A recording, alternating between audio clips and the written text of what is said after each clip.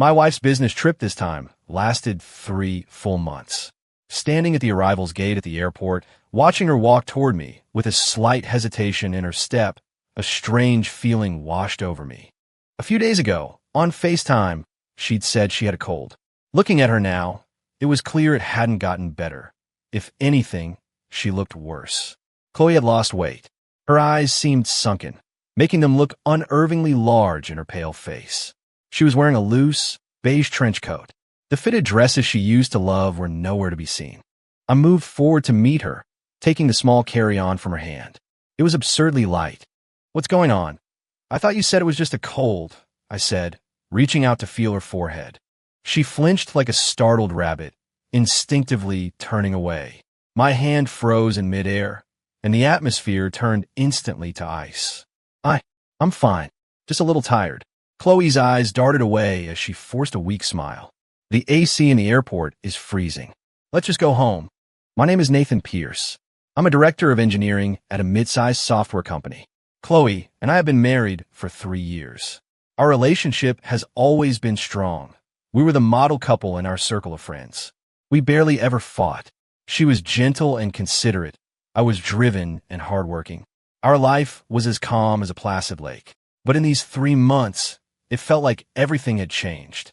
Chloe works in marketing for a multinational corporation. She was sent to a coastal city in Florida to lead a new project, a once-in-a-lifetime opportunity, she'd said. As much as I hated the thought of being apart, I supported her completely for the sake of her career. The first month she was gone, we FaceTimed every day. The second month, it dwindled to every few days. She said the project was overwhelming her, that she was swamped. By the third month, I'd send a dozen texts only to get a one-word reply hours later: busy or tired, going to sleep. I chalked it up to work stress. I tried to cheer her up, sending her care packages with her favorite artisanal chocolates and gourmet coffee. But looking at her now, I knew the problem wasn't just work. Back at her house, I poured her a cup of tea. She held the mug in her hands, but her gaze was distant, unfocused. She couldn't sit still. I sat across from her, watching her in silence. Finally, I asked the question that had been clawing at me the entire ride home. "Chloe, how come you're not wearing any of your usual dresses? You always love dressing up." Her body went rigid. Her knuckles turned white as she gripped the mug. It was hot there. "Loose clothes are more comfortable," she mumbled, her head bowed, her voice barely a whisper. I stood up and walked over to her, slowly kneeling down. My eyes followed the loose hem of her trench coat. I could see the slight, but unmistakable, curve of her stomach. She was thin, but this was not the gentle swell of a food baby. My heart stopped. The blood in my veins turned to ice. A chilling numbness crept from the soles of my feet to the crown of my head.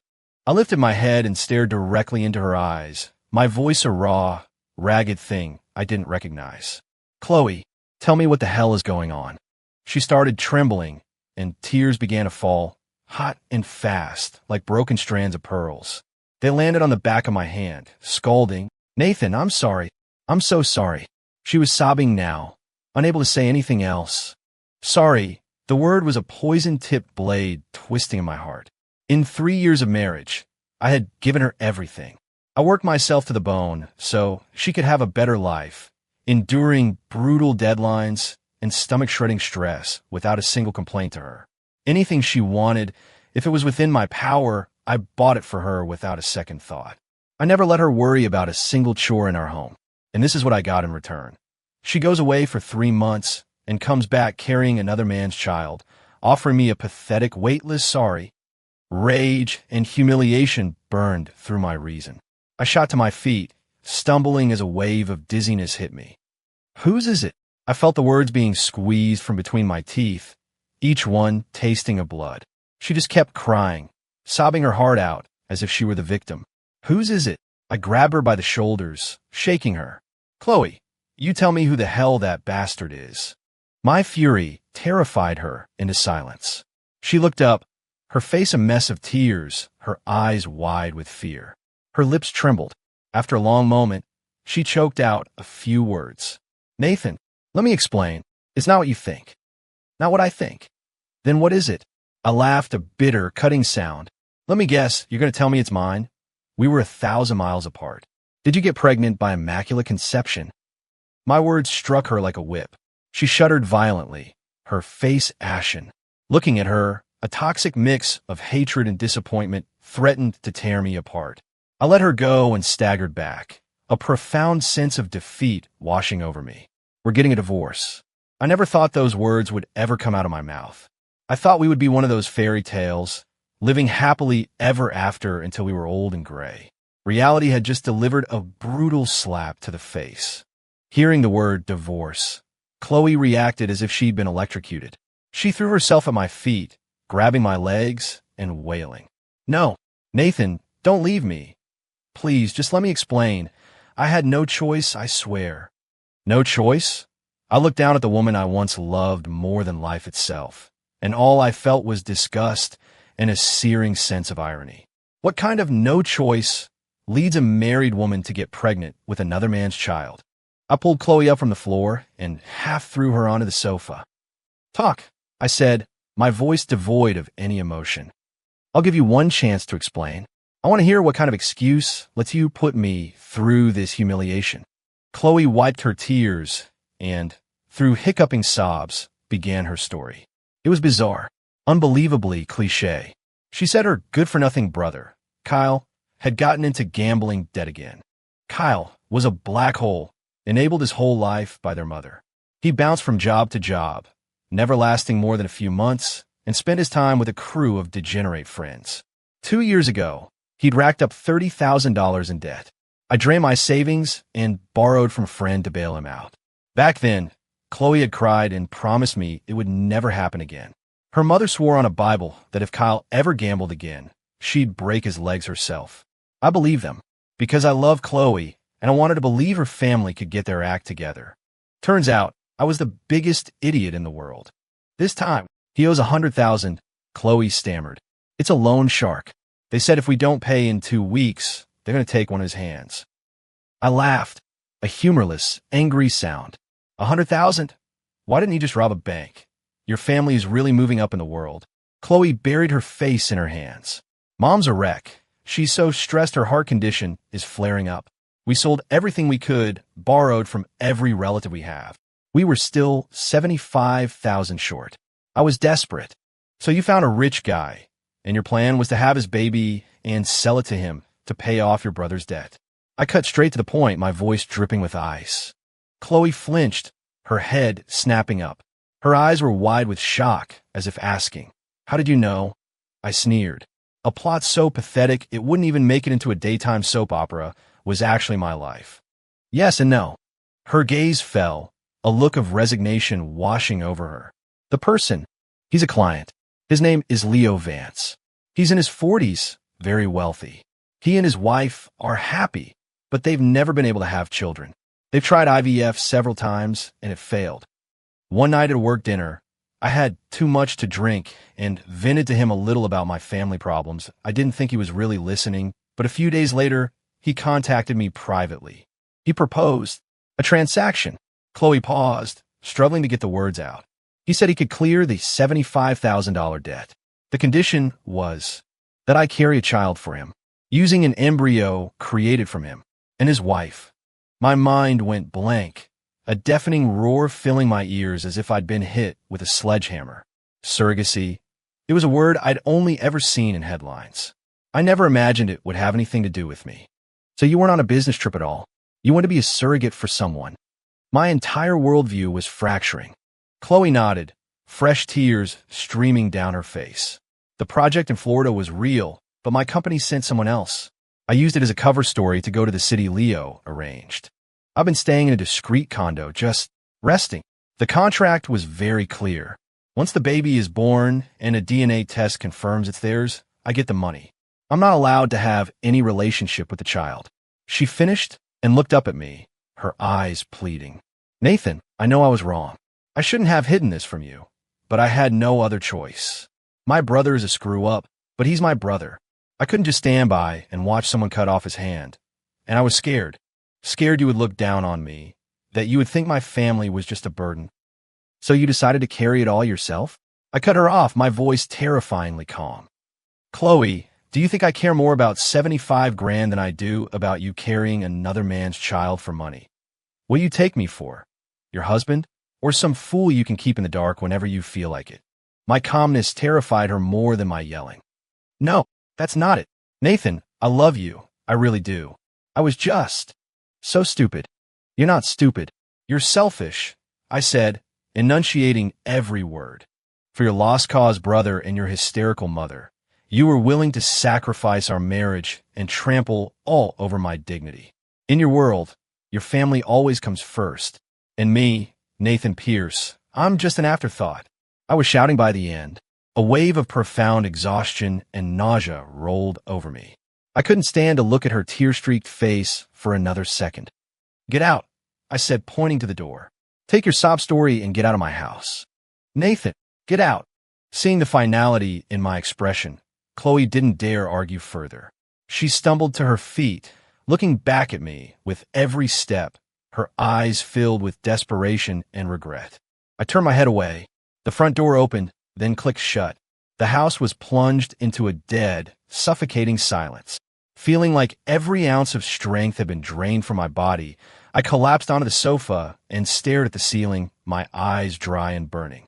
Surrogacy. She said the child wasn't hers and some other man's, but a client's embryo. Did that make it even marginally better than a straightforward affair? No. I immediately crushed the absurd thought. A betrayal is a betrayal. A lie is a lie. No matter how tragic a story she wrapped it in, it didn't change the fact that she was pregnant with a child for another man. Even if she was just a vessel, it was a complete and utter betrayal of me and our marriage. My wife, without my knowledge, had rented out her womb. If this got out, I, Nathan Pierce, would become a laughingstock among my friends and at my company. Divorce. It was the only way. I pulled out my phone to call my friend, who was a lawyer. Just then, the screen lit up, a text alert from my bank. Chase Bank, a direct deposit of $75,000 was made to your checking account, ending in XXXX on October 30th, 2025 at 5:35 p.m. Your new balance is $75,012.50. I froze. $75,000. Why would $75,000 suddenly appear in my account? I checked the sender number again and again. It was official. This wasn't a phishing scam. My stomach dropped as a terrible thought crystallized in my mind. This account was our joint account. Chloe knew the password. The money was transferred right now, just moments after I threw her out. My mind immediately jumped to the man she called Leo Vance. Was this hush money? Or was this money not for surrogacy at all, but something else entirely? A cold sweat broke out across my back. Chloe's story was full of holes. If it was really a surrogacy arrangement, why pay me now? Wouldn't a normal transaction involve paying the final amount after the child is born and everything is confirmed? She's only a few months along. Her pregnancy is barely showing. Who pays in full up front? Was this Leo Vance an idiot? Was he not afraid she'd take the money and run? And she said he was a client who, after hearing her complain one time while drunk, decided to offer up 75 grand to help her. Does a thing like that even happen in the real world? Would a shrewd businessman make that kind of high-risk charity investment? Something was wrong. There was definitely something else going on here. I forced myself to calm down and re-examine everything. Chloe's strange behavior started with this business trip. She said she went to Florida. I opened my laptop and logged into her American Airlines account. Luckily, she had auto login saved. It took no effort to get in. Her booking history showed a one-way flight booked 3 months ago to Kansas City, Missouri. Kansas City, a mid-sized city in the Midwest, just a short flight from us in Denver. Not the southern coast of Florida. She was lying. She had been lying from the very beginning. My heart hammered against my ribs. I felt a suffocating sense of being trapped in a massive conspiracy. I immediately opened Google and typed in Leo Vance and Kansas City. A local business journal article popped up at the top. Casey's rising star Leo Vance, named Entrepreneur of the Year. The article featured a photo of a man in a sharp suit and wire-rimmed glasses who looked polished and sophisticated. He was about 40, just as Chloe had described. In the background was the logo for his company, Vance Innovations. My pupils contracted. Vance Innovations. Wasn't that her ex-boyfriend's company? Greg's company? Chloe had mentioned her first love to me once, a guy named Greg she dated in college. They broke up amicably after he became obsessed with starting his own company, and they drifted apart. She'd spoken of it casually, as just a fond memory, but I remembered it clearly. One time, we were looking through old photo albums, and she pointed to a guy in a picture. "That's Greg," she'd said. "He was kind of a dork back then." I'd seen that photo many times. The young man in the picture, though less polished, had the same facial structure as this Leo Vance. They were unmistakably the same person. Leo Vance. Greg. Did he change his name? Or was Leo his middle name that he went by professionally? It didn't matter. What mattered was that the client Chloe claimed to have coincidentally met was actually her unforgettable first love. So this wasn't some cliché surrogacy story. This was a premeditated affair, a rekindling of an old flame. The business trip was a lie to go see her ex-boyfriend. The surrogacy was a lie to cover up the fact that she was pregnant with her lover's child. The so-called client's wife, the IVF embryo. It was all a story she concocted to deceive me. She was afraid I'd find out she was cheating, so she invented a more dignified lie. A lie that would make me seem angry about money, rather than the pathetic husband who'd been cheated on. She thought that would lessen her guilt, maybe even earn my sympathy. What masterful bait and switch. What incredible deception. Chloe, you were something else. I was shaking with rage. I slammed my fist on the desk, the impact making my monitor tremble. That $75,000 wasn't payment for surrogacy. It was a severance package from my wife's lover. Money to keep the baby quiet. Did they really think they could just pay me off? Pay off the ex-husband? After the rage came an Arctic cold. I stared at Leo Vance's smug, successful face on the screen and felt a cruel smile spread across my lips. You two want to be together. You think money can buy you anything you want. Fine.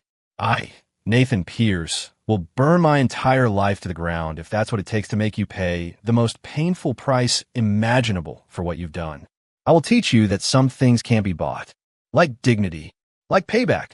I didn't confront Chloe immediately. Tipping my hand before I had all the cards would be the stupidest possible move. I needed evidence. Hard, undeniable proof that would nail them to a cross of public shame for the rest of their lives.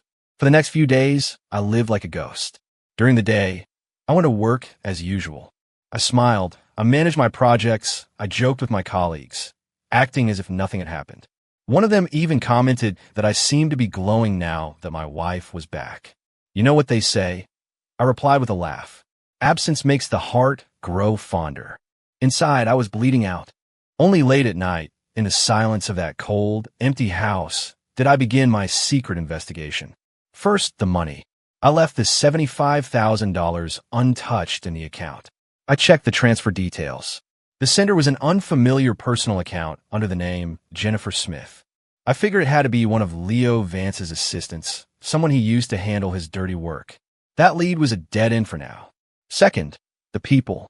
I hired a private investigator. My lawyer friend recommended him, said he was the best and most discreet in the business. I gave him photos of Chloe and Leo Vance with a simple request. Find out everything they did in Kansas City for the past 3 months. I wanted every detail, where they lived, who they saw, where they went. All I could do then was wait. During that time, Chloe called me endlessly and sent a flood of iMessages. At first, she was crying, begging for my forgiveness, saying she knew she was wrong and pleading for another chance. When I didn't respond, her messages turned hysterical. Nathan, what do you want from me? Are you trying to destroy me? Do you hate me this much? After 3 years together, does our marriage mean nothing to you? My mom called asking what's wrong. I didn't know what to say. Nathan, please, just answer me. Let's meet and talk this out. I read the messages and scoffed.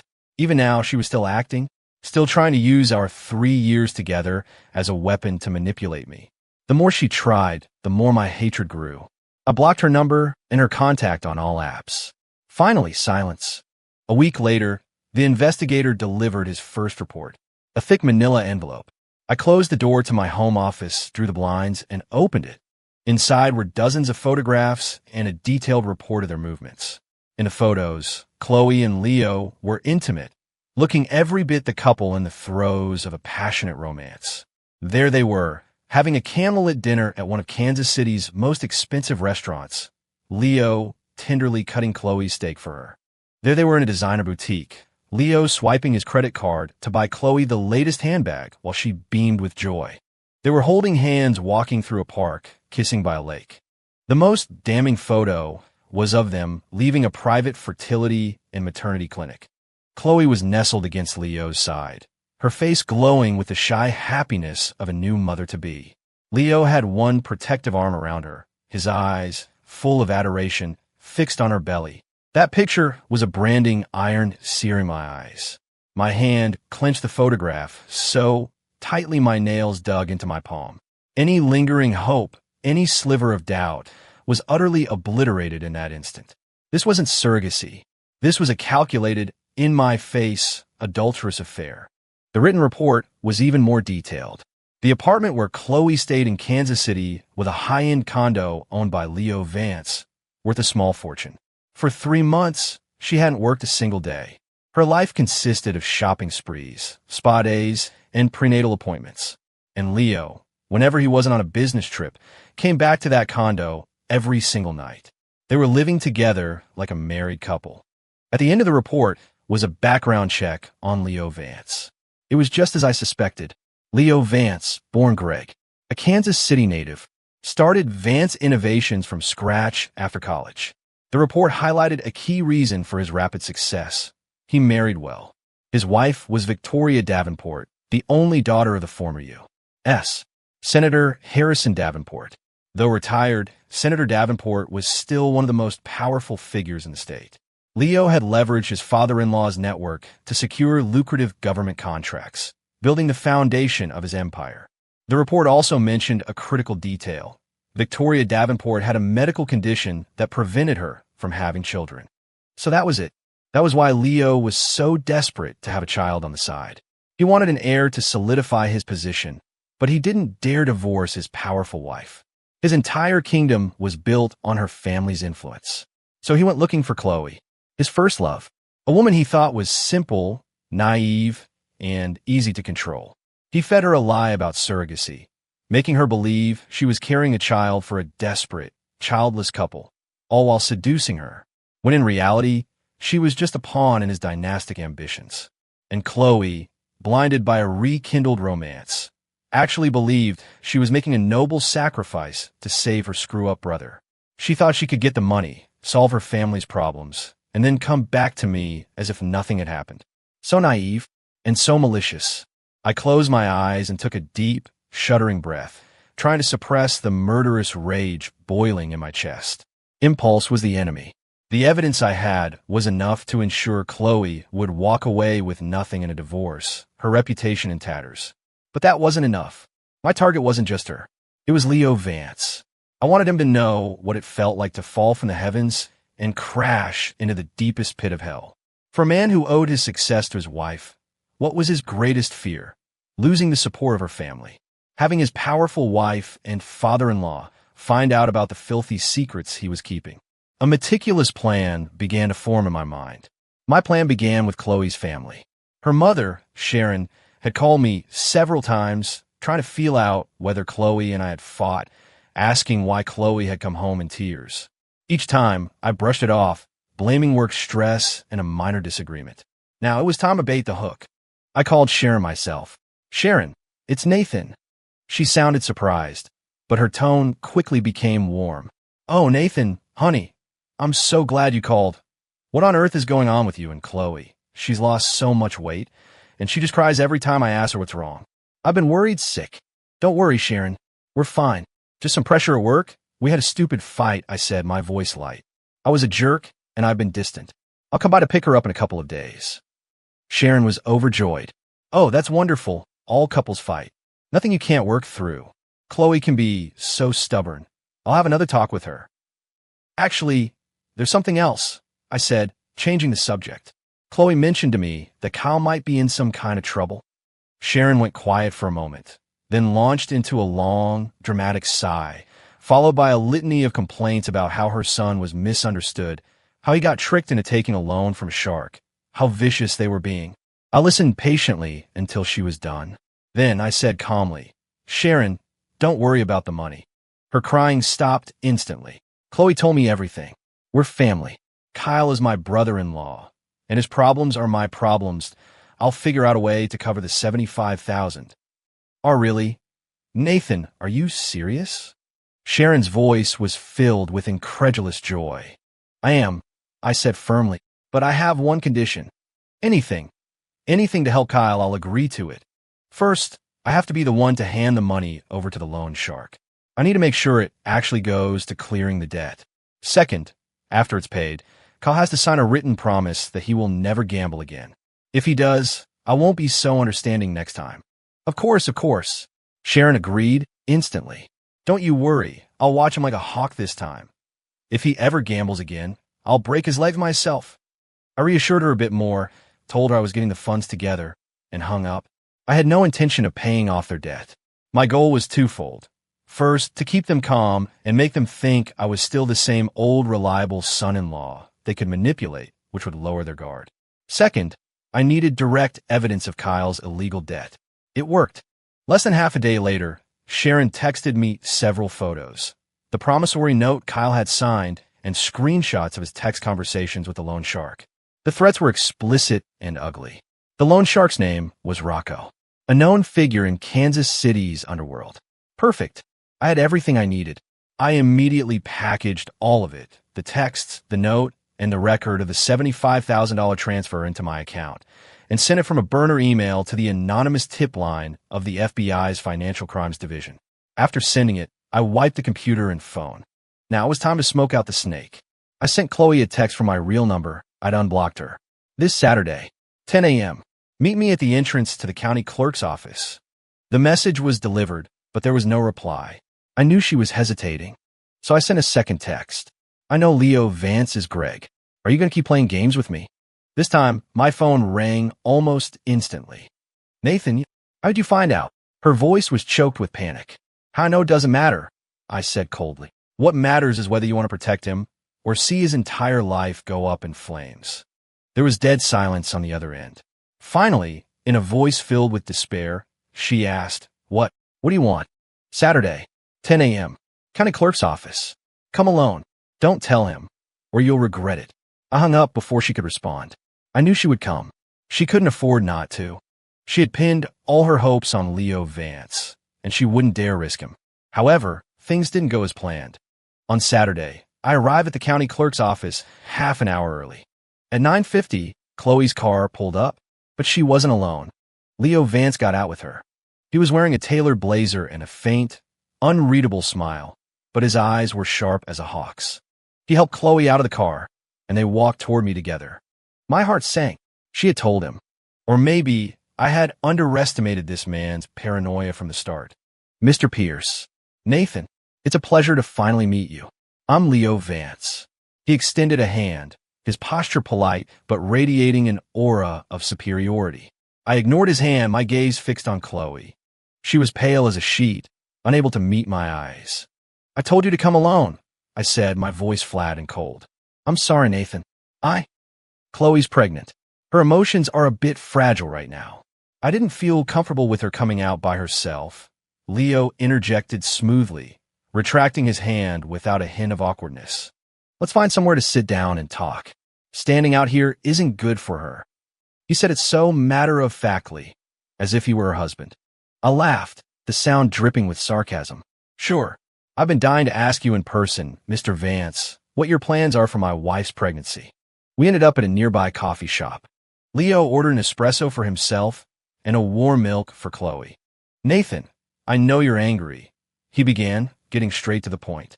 And you have every right to be. What Chloe did was wrong. I apologize on her behalf. On her behalf? I raised an eyebrow. In what capacity are you apologizing, Leo? As her first love? Or as the father of her child? A flicker of annoyance crossed Leo's face, but he quickly masked it. You're a direct man. I appreciate that. So I'll be direct as well. He took a folder from his briefcase and slid it across the table. These are divorce papers. I glanced down. Chloe's signature was already on the dotted line. The asset division section was simple. Chloe voluntarily waived her right to all marital property. The house, the cars, everything in Chloe's name is yours. In addition, we're prepared to offer you $2 million in compensation. Leo's tone was that of a CEO closing a deal. I know money can't fix emotional damage, Nathan, but this is the best we can do. $2 million. To buy my wife's womb, to buy a name for their illegitimate child, and to buy my silence. In their eyes, my dignity, my marriage, my 3 years of love and commitment had a price tag.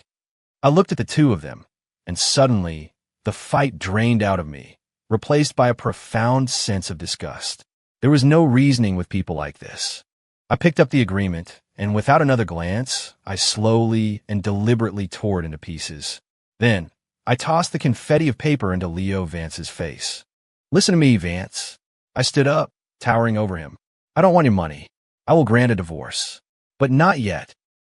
Leo's composure finally cracked. He shot to his feet, his face flushed with anger.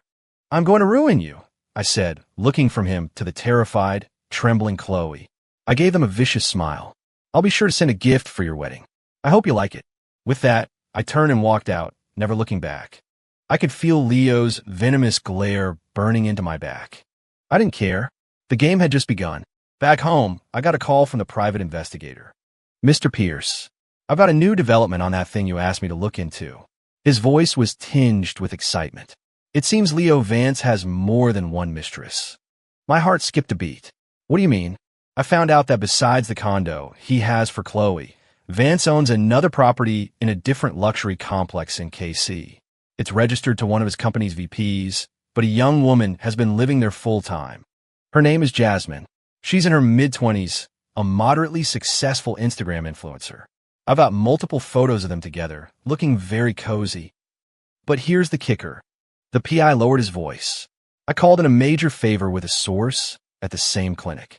This Jasmine gave birth to a baby boy there last month. What? The words hit me like a physical blow. I was frozen. It's 100% confirmed.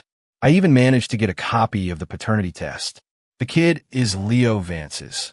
After I hung up, I stood motionless for a long time, my mind reeling. Leo was playing 2 women at the same time. No, 3. A wife who couldn't have children, a pregnant first love, and a new mistress who had already given him a son. What kind of twisted game was this man playing? He was whispering sweet nothings to Chloe, making her think she was his one true love, while another woman was already in the delivery room. So what did that make Chloe and the baby she was carrying? A backup plan? If the influencer, Jasmine, had already given him a son, why did he still need Chloe to get pregnant? One son wasn't enough?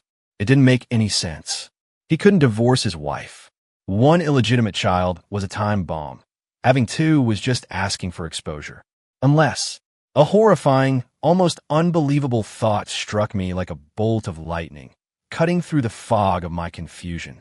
Unless the baby in Chloe's womb wasn't Leo Vance's at all. The thought was so wild it scared me. But the more I considered it, the more it seemed like the only logical explanation. If the baby wasn't Leo's, why would Chloe lie about it? Why would she agree to carry a child for someone else? Could it be that the surrogacy story she told me was partially true? That she really was a surrogate, but the father wasn't Leo? And her affair with Leo was just a cover, a smokescreen to hide an even bigger secret? But if the baby wasn't Leo's, whose was it? Who could possibly have so much power that a man like Leo Vance would willingly play along, even offering millions of dollars to clean up the mess? I felt like I was being pulled into a vortex, and the truth at its center was far darker and more complex than I had ever imagined. Chloe Leo, the mysterious father. What was the real connection between them? Who was the real puppet master behind this entire charade? I immediately called the investigator back. I need you to find out everything about Chloe's procedure at that clinic. I want the records of her embryo transfer. I don't care what it costs. This time, I wasn't just going to ruin them. I was going to rip their entire web of lies to shreds and expose every last filthy secret to the unforgiving light of day. Waiting for the new information was agony. I spent 2 days walking through a haze, my mind consumed with theories, each more disturbing than the last. Chloe's lies were like a Russian nesting doll. Every layer I peeled back revealed another, smaller, darker secret within. 2 days later, the investigator called back. He sounded exhausted and profoundly shocked. Mr. Pierce, I found it. But this is a game changer. Tell me, I said, my heart pounding. Chloe did have an embryo transfer at the clinic, but the sperm donor, was not Leo Vance. Who was it? I demanded. Someone you would never guess. His voice was strained. It was Leo Vance's father-in-law, Senator Harrison Davenport. Boom. An atomic bomb detonated in my brain, leaving nothing but white noise. Senator Davenport? The retired senator? The man who was in his late 60s? How is that possible? Are you sure? My voice was trembling. 100%. I paid a fortune to get a source deep inside the clinic to pull the original hard copy file. It clearly lists the sperm provider as Harrison Davenport. The egg provider is listed as anonymous. Anonymous. It all clicked into place with sickening clarity. The egg wasn't from his daughter, Victoria. Because Victoria couldn't conceive, Harrison Davenport, the distinguished elder statesman, had cooked up a depraved scheme not just to get a child, but to get a male heir carrying his own bloodline. He wanted a successor, an heir with his DNA, to inherit the political and business empire he and his son-in-law had built. And Leo Vance, the son-in-law who owed him everything, was not only aware of the plan, he was its chief architect. He had to keep his wife, Victoria, happy while also appeasing his powerful father-in-law. So he found Chloe, a woman with whom he had a history, who was also in desperate need of money. He played the first love card, manipulating her completely. He let Chloe believe she was carrying his child, a symbol of their future together. How tragic and how pathetic. Chloe, from the very beginning, was nothing more than a tool, a disposable incubator. The child in her womb wasn't her lover's. It was her lover's father-in-law's. Genetically, the child would be Leo's brother-in-law. The sheer, twisted depravity of it was staggering. I finally understood why Leo needed Chloe to be pregnant, even though he already had a son with his mistress. Because that son's bloodline wasn't pure. That child's last name was Vance, not Davenport. The baby inside Chloe was the real prize, the crown prince carrying the Davenport blood. They constructed this elaborate theater to deceive the world. Once the baby was born, they would claim it was a miracle of modern science, a child for Leo and Victoria, and he would be welcomed as the rightful heir to the Davenport dynasty. I slumped in my chair, my shirt soaked with cold sweat. A wave of nausea overcame me. I stumbled to the bathroom and threw up, retching until my stomach was empty. I wasn't just vomiting up bile. I was vomiting up 3 years of happy memories, 3 years of love, 3 years of marriage that had been a lie from the start. My love was their calculation. My wife was their pawn. My home was the stage for their dirty transaction. After a long time, I looked up at my reflection in the mirror. The man staring back had bloodshot eyes and a feral, predatory snarl. It was the look of a cornered animal, ready to kill. Harrison Davenport, Leo Vance, Chloe, none of them were getting away. My plan needed an upgrade. I didn't just want a divorce. I didn't just want to ruin their reputations. I want to send them to prison. Commercial surrogacy is illegal. While the penalties aren't always severe, for a former public official like Harrison Davenport, the exposure would be a political death sentence. Every bit of prestige, power, and influence he had built over a lifetime would vanish in an instant. And Leo Vance's empire was built on the Davenport name. Once that foundation crumbled, he would be swept away like dust. I contacted the private investigator again and wired him a sum of money that far exceeded our original agreement. My request was simple. Turn all the evidence into an ironclad case. I wanted everything. Financial records showing payment from Davenport to the clinic. Transfer records between Leo and Chloe. Any photos or videos of Leo, Chloe, and Davenport at the clinic or other relevant locations. And the final, critical piece. A recording of either Leo or Davenport admitting to the plan in their own words. It was the most difficult piece of the puzzle to get, but it would also be the most lethal. The investigator told me it would take time and luck. I can wait, I said. While I waited, I moved on to the next phase, Chloe's family. My anonymous tip to the FBI had worked.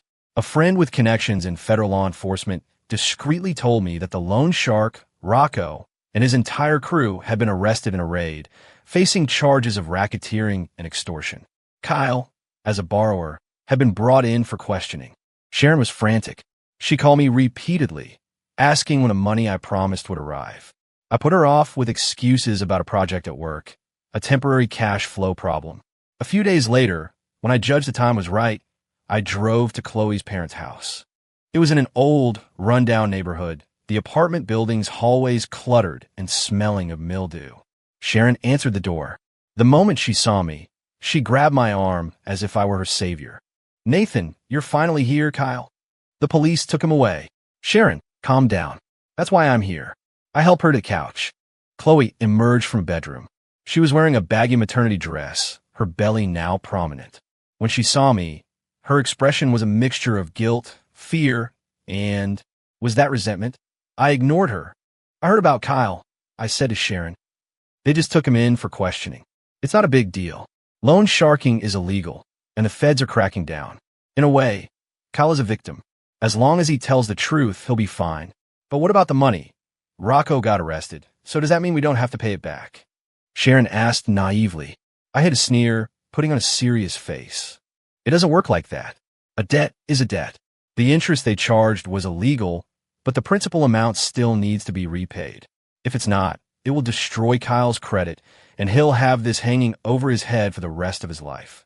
Sharon started to panic again. "But we don't have any money." Her eyes darted toward Chloe. Chloe instinctively put a hand over her belly and shrank back. "What's the use of looking at her?" Sharon suddenly exploded, pointing a finger at her daughter. "I must have been blind. I let you get involved in this mess. And for what? You didn't get the money. And look at you. Now your brother's in trouble, and you can't do a thing to help him." Chloe went pale, tears welling in her eyes as her own mother attacked her. I watched the family drama unfold with cold detachment. The time was right. I cleared my throat. "Sharon, don't blame Chloe. She had her reasons." I took out my phone and pretended to dial a number, putting it on speaker. "Hello, Leo. It's Nathan Pierce." I kept my voice loud enough for everyone in the room to hear. Leo's cautious voice came through the speaker. "What do you want?" "Leo, I'm over at my mother-in-law's house. My brother-in-law is in trouble, and things are a mess," I said, feigning reluctance. "About that money we discussed." "Nathan, what are you talking about?" Leo's voice turned cold. "We had a deal. You signed the papers, $2 million goes into your account. The Sullivans' problems are not my concern." "How can they not be your concern? Chloe is carrying the Davenport family's golden child. After all," I said, deliberately emphasizing Davenport family and golden child. The words detonated in the small living room. Sharon and Chloe stared at me, their eyes wide with disbelief. Chloe looked like she was about to faint, all the color draining from her face. On the other end of the line, Leo went silent. After a long 10 seconds, he spoke, his voice dripping with venom. "Nathan, I have no idea what you're talking about. I'm warning you. Be very careful what you say." "Am I lying, Leo?" "You know the truth," I said with a laugh. "Your father-in-law, Harrison Davenport, used his own seed and my wife's womb to try and cook up a male heir. Did you really think you could pull off a scheme that insane and keep it a secret?" "How? How did you find out?" Leo was completely rattled, his voice cracking with shock and panic. "How I found out is irrelevant," I said. "What's important is this. How do you think the good senator will feel when he learns that his precious, unborn grandson is about to become homeless along with his mother, all because of his junkie uncle's gambling debts? You think that might stress him out?" I paused, offering him a way out. "Look, Leo, I'm not trying to threaten you. I just want to solve the problem. Kyle's debt is $75,000. That's pocket change for you and the senator. Send the money, and I promise this all goes away. I take my compensation, divorce Chloe, and we never speak of this again. The secret dies with me." I could hear Leo's heavy breathing over the phone. I knew he was weighing his options. 75 grand to make this all disappear. For him, it was a bargain. "Fine," he finally bit out. "Text me your account number. The money will be there in an hour. And Nathan, I suggest you remember what you promised today." "Don't worry," I said, and hung up, a triumphant smile on my face. Across from me were two faces frozen in shock. Sharon's mouth was hanging open. Chloe was staring at me with a look of pure terror, as if she were seeing a monster. "No, you're lying," she whispered, her lips trembling. "He told me the baby was his. Ours." "Did he?" I walked over and stood before her, looking down at her. "And you actually believe him? A man who ditched you once for his career, a man who owes his entire life to his wife's family. You think he would throw all that away for you? Chloe, you're not stupid. You've just been lying to yourself. I pulled up the photo the PI had taken of the influencer, Jasmine, holding her son, standing next to a smiling Leo Vance. I tossed the phone into her lap. Look closely.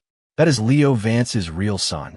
You, and that thing in your belly, have been nothing but a means to an end from the very beginning.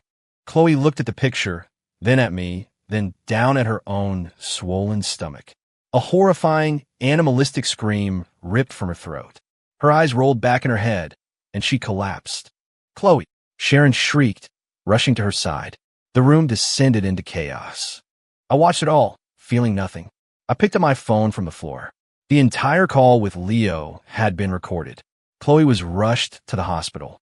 The doctor said the shock had sent her into preterm labor and she needed to be hospitalized to prevent a miscarriage. Sharon stayed with her, which meant she was no longer bothering me. My bank account soon registered a new deposit of $75,000 from Leo Vance. Everything was proceeding according to plan. My chain of evidence was now complete. From Davenport and Leo's conspiracy with the clinic to their deal with Chloe to the hush money they paid me. I had testimony from Chloe and myself, physical evidence, clinic records, bank transfers, photos, and the recording. It was airtight. I didn't detonate the bomb right away. I was waiting for the perfect moment, a moment that would maximize their pain and despair. That moment arrived soon enough. Leo's company, Vance Innovations, was hosting a massive 10th anniversary gala and new product launch the following Friday. It was the biggest event of the year in Kansas City.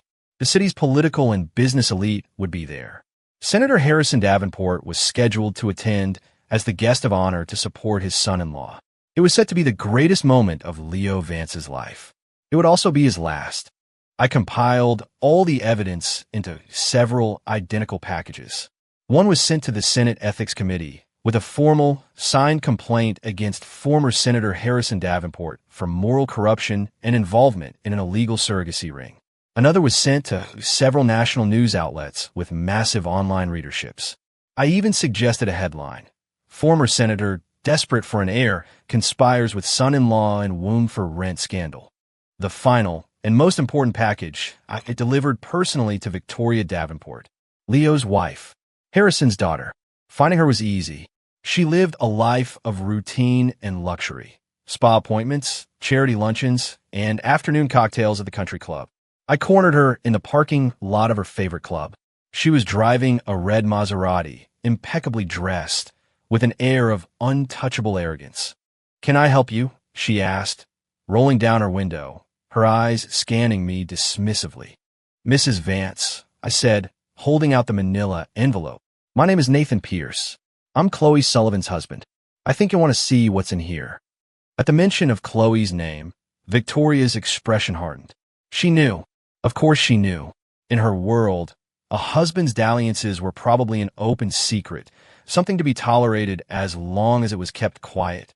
She didn't take the envelope. "Are you here for payout?" she asked coldly. "Everything I want is in that envelope," I said, placing it on the hood of her car. "After you read it, if you still want to be on the same side as your father and your husband, then pretend we never met." I turned and walked away. I knew she would look. No woman, especially one as proud as Victoria Davenport, could tolerate this level of deception. Now all I had to do was wait for the show. Friday night, the Vance Innovations 10th anniversary gala. The grand ballroom of Kansas City's most luxurious hotel was glittering, filled with the city's most powerful people. Leo Vance, in a custom tuxedo, stood on stage, delivering a charismatic, triumphant speech. Senator Davenport sat at the head table, beaming with pride. It was a perfect picture of success and power. I wasn't there. I was at home, watching the event on a live stream, my eyes on the clock. As the clock struck 8 p.m., I hit send. An anonymous email containing the most damning recording was sent to every journalist and media personality in attendance. The subject line read, "The Real Vance Innovations Product Launch." Through the live stream, I could almost hear the chorus of notification chimes from the reporters' phones.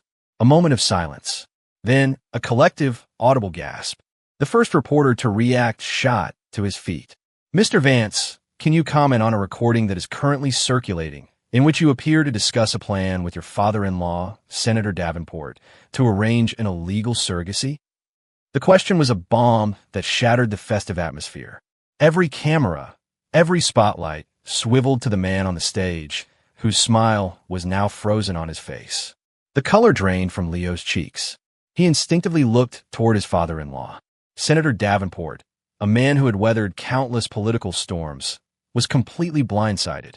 His proud smile was gone, replaced by a mask of pure shock and panic. The room erupted. Journalists swarmed the stage like sharks that had scented blood. Senator Davenport, is it true that you violated federal law to obtain a male heir? Mr. Vance, the surrogate is alleged to be your former girlfriend. Was your wife, Victoria Davenport, aware of this arrangement? Is it true that the child is biologically your father-in-law's? The questions were brutal, relentless. Security guards tried to intervene, but were quickly overwhelmed. At the peak of the chaos, the ballroom doors were thrown open.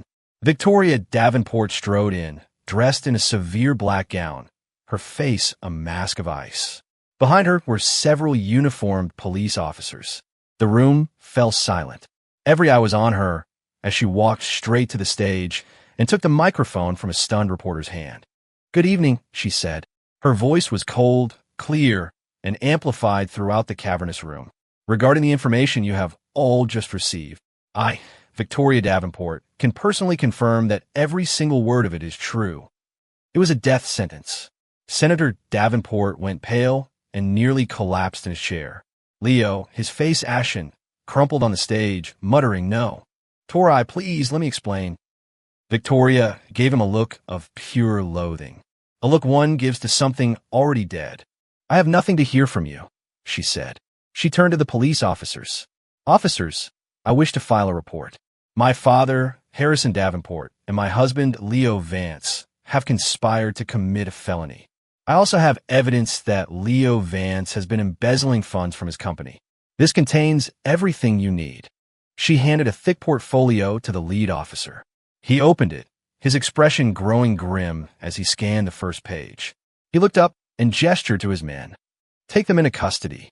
The flash of cameras was blinding, capturing the historic moment as the celebrated entrepreneur and the revered statesman were handcuffed and led away like common criminals from the scene of their greatest triumph. I closed the laptop, letting out a long, slow breath. The toxic weight that had been crushing my chest for months finally lifted. The sky was clearing. The end of the story was predictable. The Davenport-Vance scandal was the biggest news of the year. Harrison Davenport was found guilty of ethics violations and conspiracy. He was stripped of his pension and all his titles and sentenced to 3 years in federal prison. A lifetime of public service erased. Leo's fate was worse. On top of the conspiracy charges, Victoria and the other company shareholders presented a mountain of evidence of fraud and embezzlement. He was sentenced to 15 years. All his assets, including his shares in Vance Innovations, were seized. He went from a titan of industry to a penniless inmate overnight. The influencer, Jasmine, showed up once with her baby, demanding child support from Victoria. She was unceremoniously thrown out. "His son is not my problem," Victoria reportedly said. Jasmine and her child were never heard from again. As for Chloe, she watched the live stream of the gala from her hospital bed. The shock was too much. She went into labor that night and gave birth to a baby boy. Because the surrogacy contract was illegal, the baby's custody became a legal gray area. But Victoria Davenport swiftly resolved it. Citing humanitarian grounds, she legally adopted the child. I never knew her true motives. Perhaps it was pity for an innocent life. Or perhaps it was the ultimate revenge, a permanent, living reminder to her father and ex-husband, sitting in their prison cells, of their greed and betrayal. After Chloe was discharged, she had nowhere to go but back to her parents' crumbling apartment. There, she was met by her brother Kyle, now with a criminal record that made him unemployable, and her mother, a woman broken by the public shame, who did little but cry all day. I heard Chloe went to see Victoria once, begging to see the baby. Victoria met her at the door and handed her a cashier's check for $75,000. "This is the payment you were owed," Victoria told her. "From this moment on, you have no connection to this child. Do not ever disturb my family again."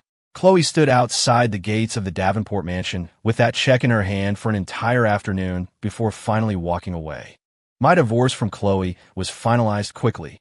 As the at-fault party due to adultery and fraud, she was entitled to nothing. The judge awarded me all marital assets. She left with nothing but the clothes on her back. On the last day of the proceedings, she was waiting for me outside the courthouse. She was skeletal, her eyes hollow. She looked like a ghost. "Nathan," she called out, her voice a dry rasp. "Your plan, from the very beginning, it was to destroy all of us, wasn't it?" I stopped and looked back at the woman I had once loved so deeply. "Yes," I answered calmly. From a moment, I knew the truth. "Why?" she cried, silent tears tracing paths down her gaunt cheeks. "Why couldn't you just let it go? You could have taken the money, divorced me, and started a new life. Why'd you have to be so cruel?" "Let you go." I laughed, a cold, bitter sound. "You asked me why. Did you ever ask yourself, while I was working late nights, killing myself for our future, what it felt like to be lying in another man's arms? When you were burying me in lies, trampling on my love and my dignity, did you ever stop and think that this day would come? When you all treated me like a fool you could endlessly manipulate and betray, you should have considered one thing. Fools wake up, and a fool who is awake is more dangerous than any devil you can imagine." I turned my back on her for the last time and walked away without looking back. The sun was warm on my face. Behind me, I could hear her hopeless, broken sobs. I kept walking. Some mistakes can never be undone. Some betrayals demand the highest price. My world, finally cleansed of all the filth, felt clean and bright again. And it was good.